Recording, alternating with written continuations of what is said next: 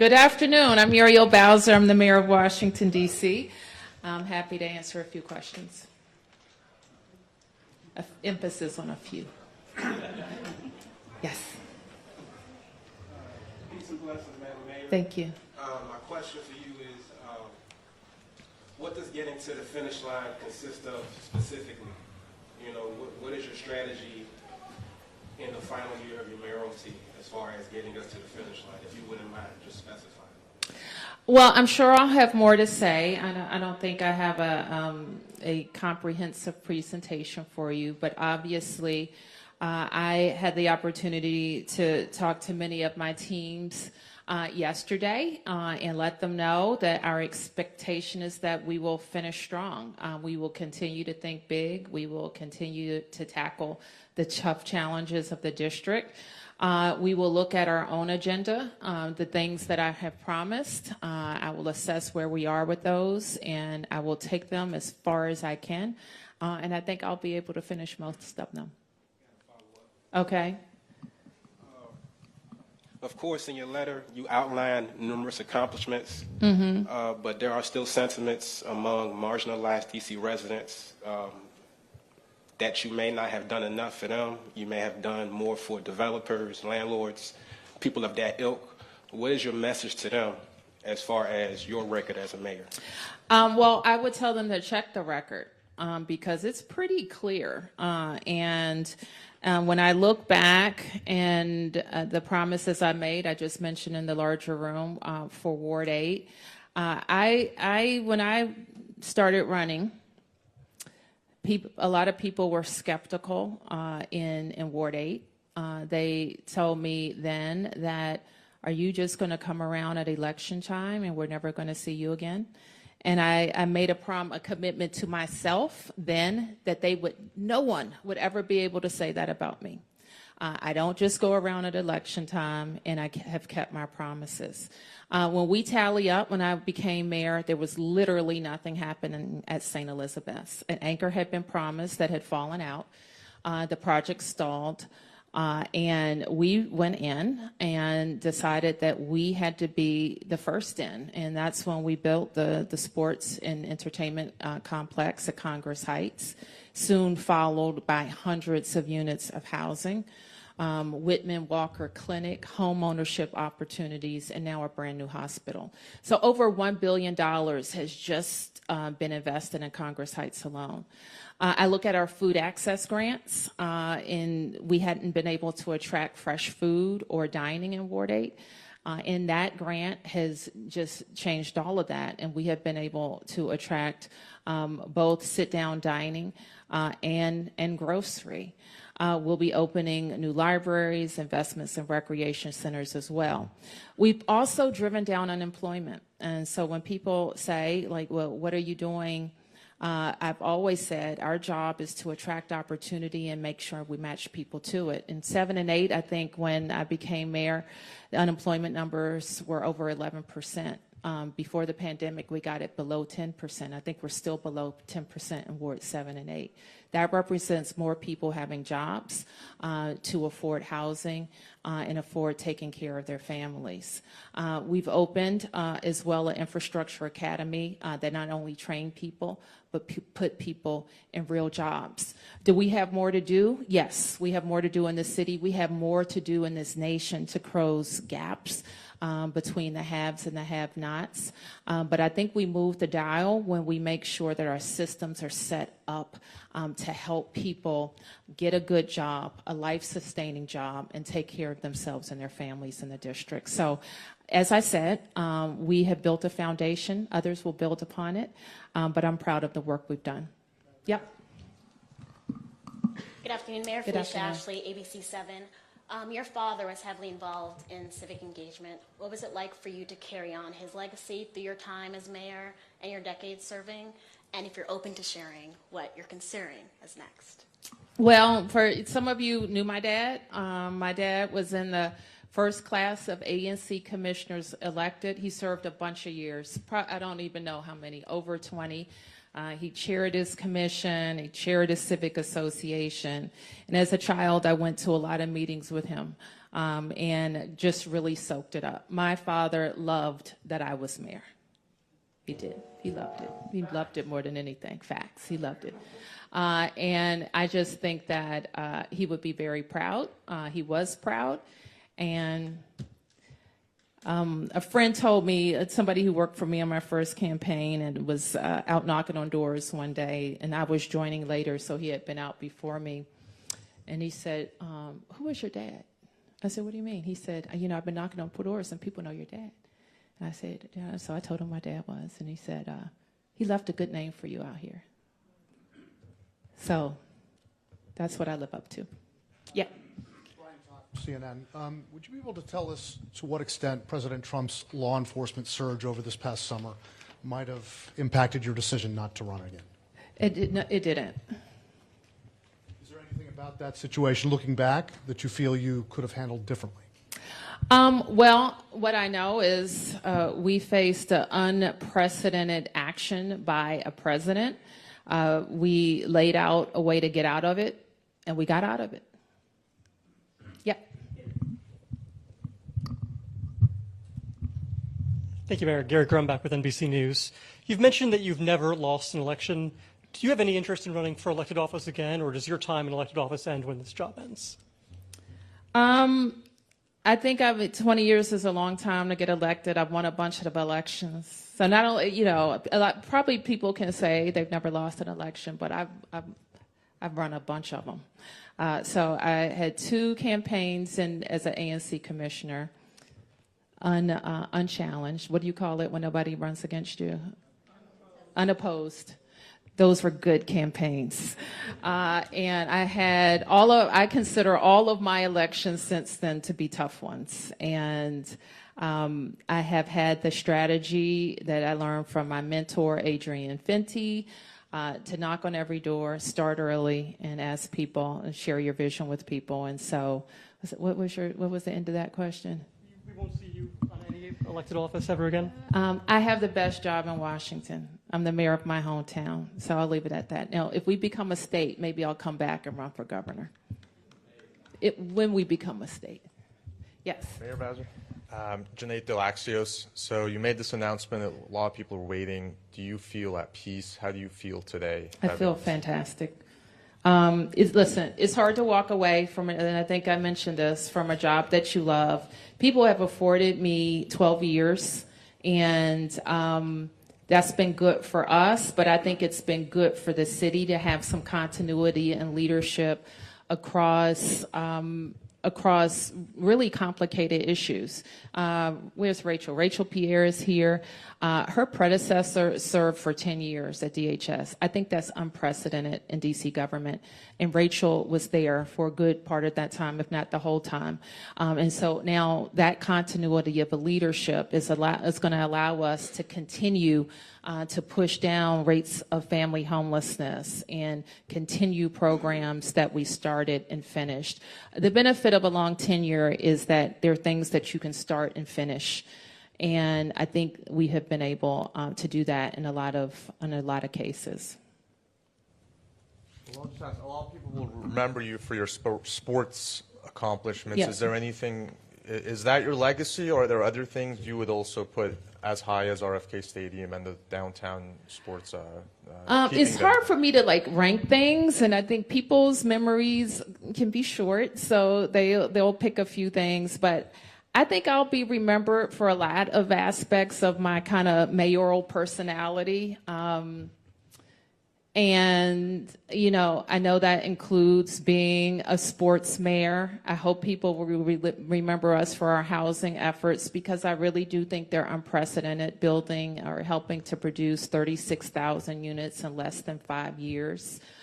I think people regard me as a mayor concerned about fiscal responsibility and being a good steward of the government's money. I think people will regard me as a mayor who can get deals done on both sides of the aisle, and I think all of those things are true. I think that being a sports mayor in the sports capital, we didn't start off that way, and by 2030, we'll have every professional team, including our women's teams, in the boundaries of the District of Columbia. So I think that cements us as the sports capital. Yeah. Okay, here, I think we're coming here. Okay. Thank you. Alex Coma, WAMU. You won't be on the ballot next year, but for the people that are, they're wondering whether ranked choice voting will be in effect. I know Councilmember Felder has introduced a bill that would order a needs assessment, maybe delay this out from the primary. Do you think that's a good idea? Would you support a ranked choice voting delay? I don't know that I have a say in a ranked choice voting delay. It was an initiative that I did not support, and I think the Board of Elections is independent from my office, and they have, I have to tell you, I didn't get a chance to hear the testimony, so I'll have to get caught up on where the board stands. And if the council, I would talk to council members to see where they are with that. I think it's a big thing to deliver by June, especially given the state of play. And it's a lot for, I think voters are going to have an open mayoral seat. I don't think there's been one since since Mayor Williams, and you have a lot of movement on the council. So I just think that the most important thing is that we have a glitch-free election, that people have an opportunity to get to know candidates, because there could be a lot of them in a short period of time. Yes. Hi, Kate.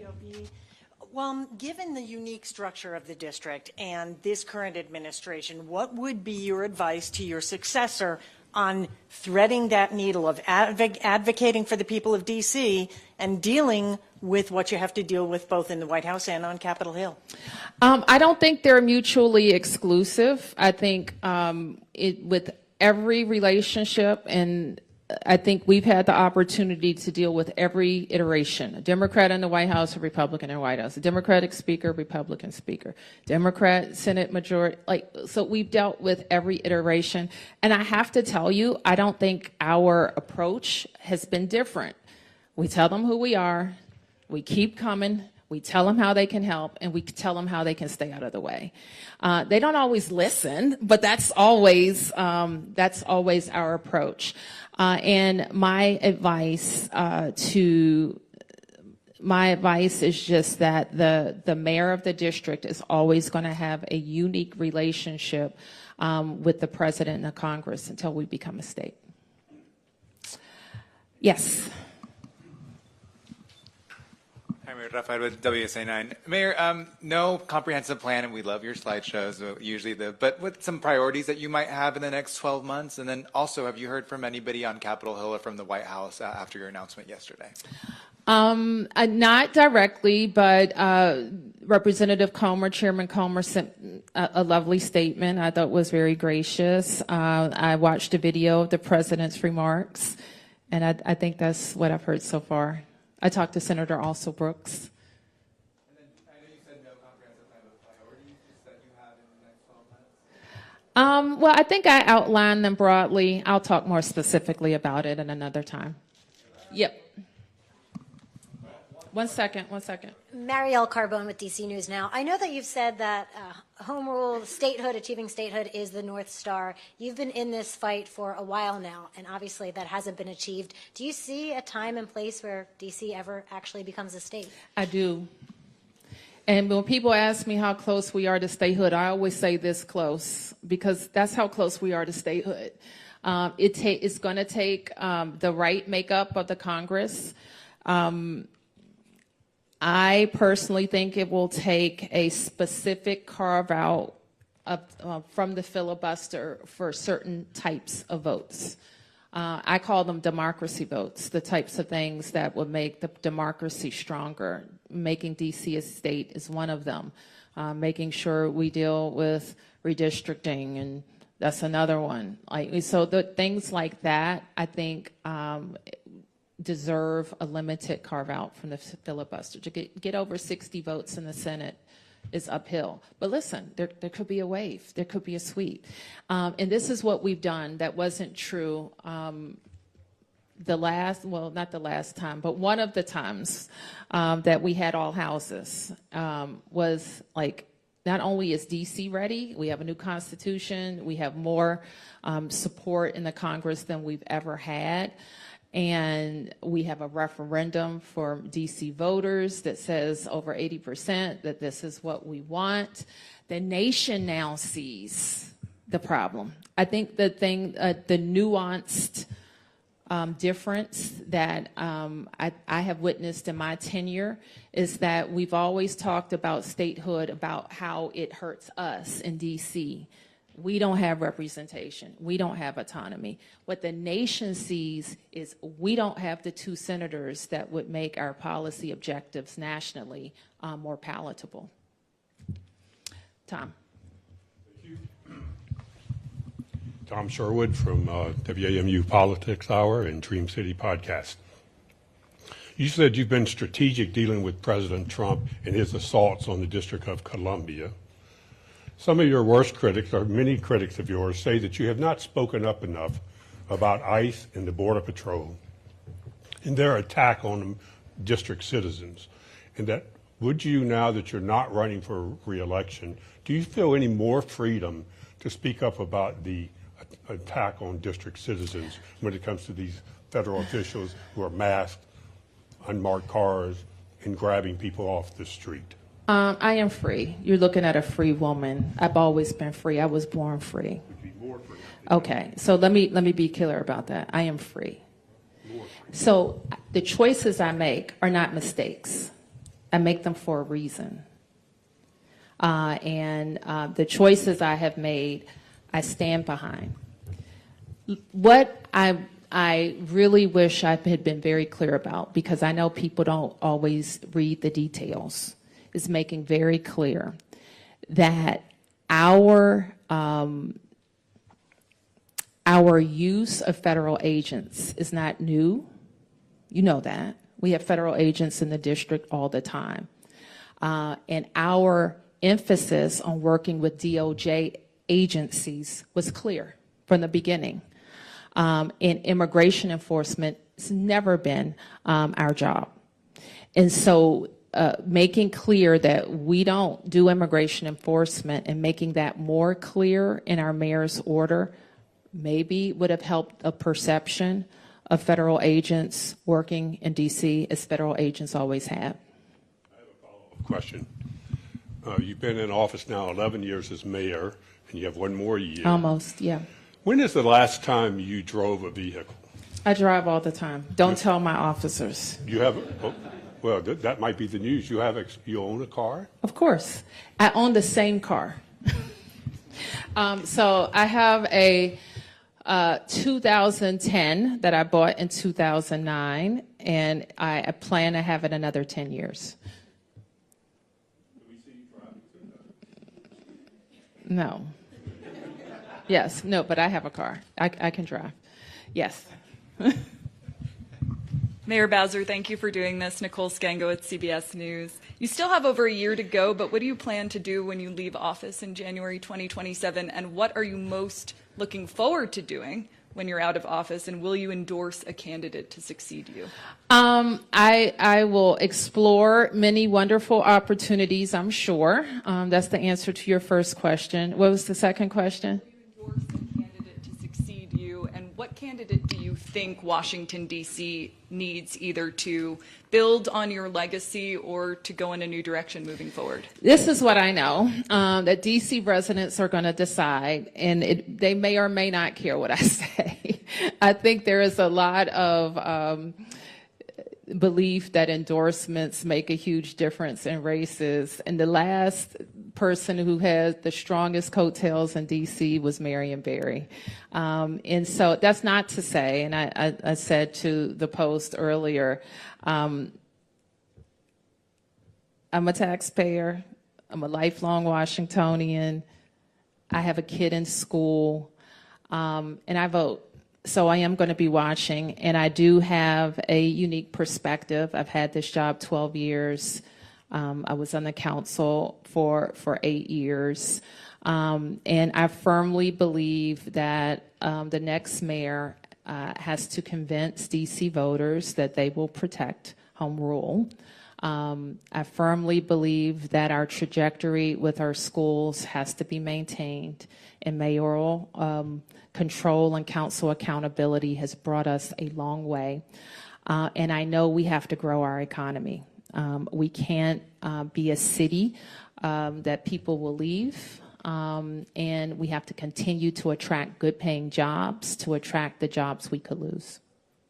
All right, I'm going to take a couple more here and then here. Hi, Mayor Bowser. Bob Barnard with Fox 5. You've got a year to go, but is there anything, any case that will stay with you, that will nag with you, that you are not able to? Chuck Ramsey, when he left the police force, said there was a murder case of a child that he wasn't able to solve. Anything as you leave that you're going to wish had been resolved under your watch? Well, I have 13 months to resolve it, so I won't say.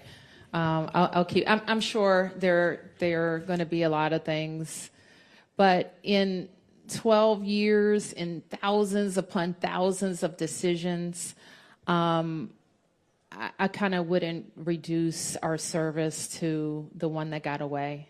I'd rather focus on all the ones that landed just right. Yes. Mayor, Rebecca with 7 News. Are you doing any succession planning during your last year to help whoever steps in next? We will have a strong transition. I pride myself in like being the best, so we want to have the best transition. That's what we want to do. And, some of that, I don't know how exactly it will roll out, but I expect to deliver great plans, qualified staff that could stay or go, depending on who the mayor is. But this is, you didn't ask me this specifically, but I will say, and sometimes when people ask me what's my advice for the next mayor, not just here, but any mayor, and this is one thing I learned in my transition. I had, at the time, Democratic nominees usually went on to become the mayor, and that's been the case. I had a competitive general election back in 2014, if some of you don't remember. David Catania ran against me. And I couldn't go from the primary to planning the government. I had to go from the primary to making sure I beat David Catania, who was a formidable opponent. And so by the time the general election came in November, I think I had 54 days after I won to set up the government. And it became really clear to me that everybody didn't have to go.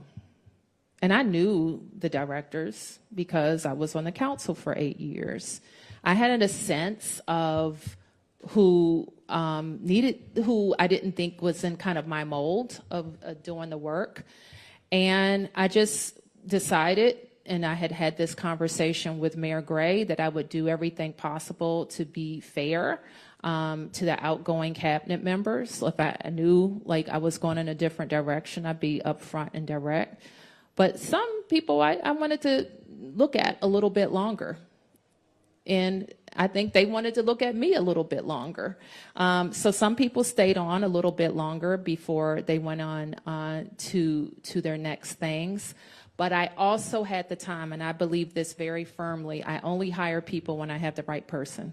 I don't try to speed it up. I don't try to let you all pressure me into naming somebody. When I'm not ready to name somebody, I hire somebody when I have the right person. So that would be my biggest advice. We have very talented people who love government, know the city, and deliver for this city. And my message to them was just do your job. Don't do politics. Don't, that's my job. You do your job. And if you want to stay on, I think you'll have a shot. And if you want to move on, you're going to have great opportunities. There is Question of whether Delegate Eleanor Holmes Norton will run for re-election. Either way, is that a seat you're interested in? It is not. Let me be clear. I will not be running for that seat. And why is that? I don't want to. Do you want to elaborate on why? Or I don't want to be in the Congress. Okay. Did you get a question? Okay, your question. Beatrice Peterson, ABC News. Thank you, Beatrice. Thank you. You are the longest serving black mayor in a major city, and you decided to say that you wanted to pass the baton. Can you tell us a little bit about that decision? Was it a singular moment? Was it cumulative? And Thanksgiving is tomorrow. What are you thankful for? Honestly, I'm kind of shocked that people thought I was going to run for a fourth term. When I ran for, I think it was Tom Sherwood. When I ran for a third term, you know what everybody said then? Tom, yeah. What did you say? My part of the speech? Yes. That third terms don't turn out though. Third terms are hard. So everybody said third terms are hard. And my answer was always, well, first terms are hard, second terms are hard, all terms are hard. But it is, in some ways, a fourth term is kind of gratuitous to me. That we set out a big agenda, we delivered on it, and the ability to keep winning, it gets harder and harder. That doesn't mean that I didn't weigh it seriously, because I love my job, I love this city, I know I can do the job, but I also know voters start taking a hard look and saying, you know, we like you, we love you, but who's next?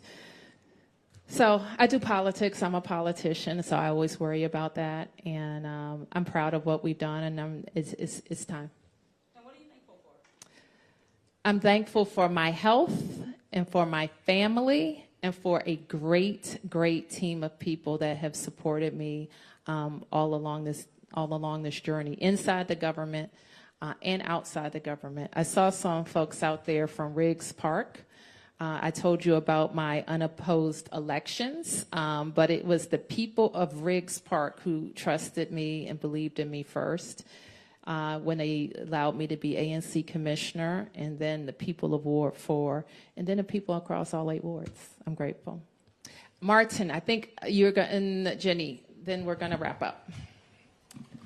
Thanks, Mayor. Martin Ostermuel from the 51st. So you mentioned that you've been in D.C. politics for 20 years at every level that the D.C. government has to offer, short of the State Board of Education, I suppose. Is there anything in those 20 years, for better or for worse, that has changed in D.C. politics? Like the good things, the bad things, anything notable to you that has changed about how D.C. politics works, how it's run, how people kind of participate or partake in it? Everything has changed. The details, please. A lot has changed. Let me put it that way.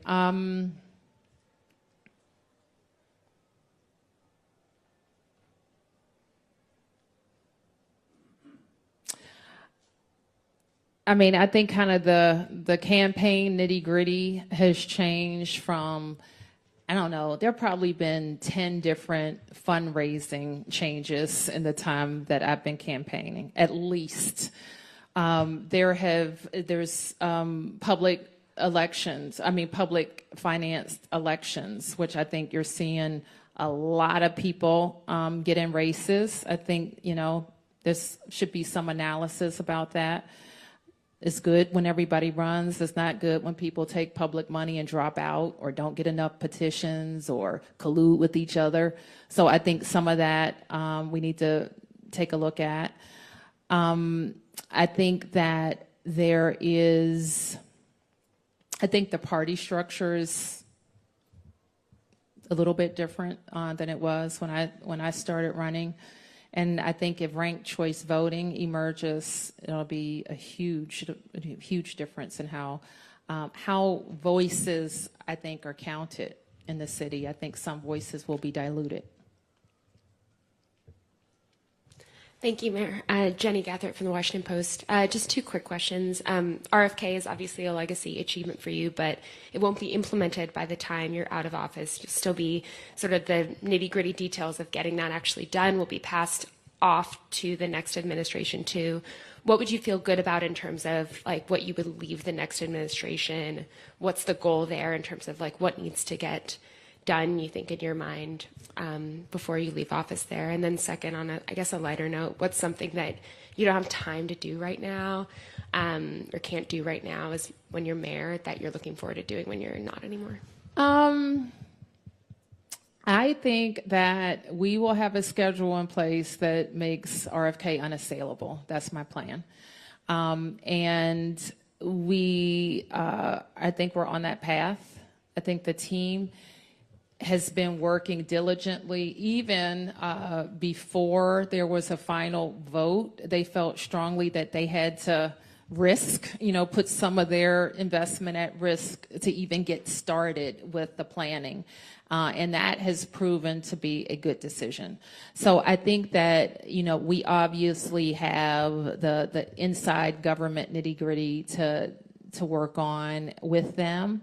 They're good partners, and we're at the table with them. And I like the structure that I've set up just to focus on those that day one delivery.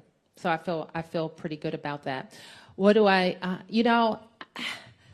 don't really know what I'm missing, actually, because over the years my life is all mixed up, like around what I do. I know one thing that I see a lot of people doing that I don't do, like they go to these boozy brunches on Sunday for like 4 hours. I don't think I've ever done that. I want to do that. I want to go to a boozy brunch. Thank you, everybody.